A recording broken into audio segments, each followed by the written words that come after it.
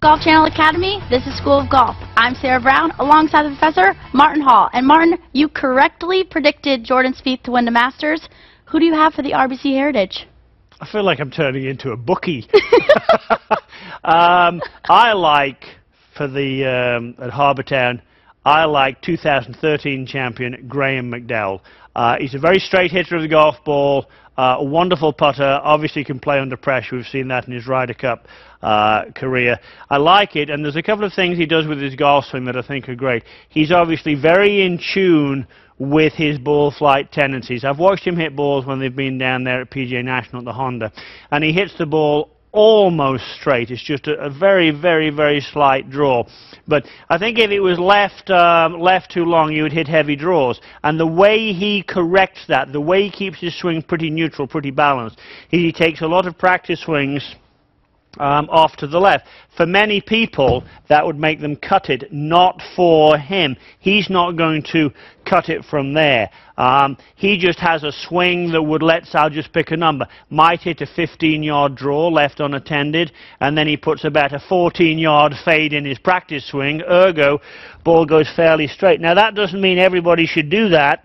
But if you tend to draw it and you're playing a tight golf course, make practice swings that would have a fade. If you tend to fade it, make practice swings that would have a draw. So I tend to leak the ball to the right. So my practice swings tend to be a little bit more. We've actually got the 18th here at the Heritage right here, the famous lighthouse in the distance. So I've made my practice swings. I'm the dead opposite, actually, of Graeme McDowell, because I need to do that, otherwise I'd be visiting the weeds on the right. And I'm going to hit one, and then you're going to hit one and see what we get. So for me, I've had my practice swing. Let's see if I can hit one somewhere in the region of that lighthouse. That would be a good line. I think most of the pros would take that on Sunday afternoon. I think that was perfect. Well, it was good enough. Now, your tendency actually would be, if anything, to sort of overdraw the ball a bit. Yes. So in a situation like this, I'd give you a little bit of Graeme. I'd say, look, a few practice swings just to sort of keep it all nice and neutral, where you might feel you're going to cut it a little bit. Okay. You know, you never want to go too far. You've got to Right. be careful with these exaggerated practice swings. But if you know what your shape is and you're playing a very tight course, some practice swings in the opposite mode will help greatly. Here we go. See if I can follow you. Well, yours was much straighter than mine. You are so much at that lighthouse.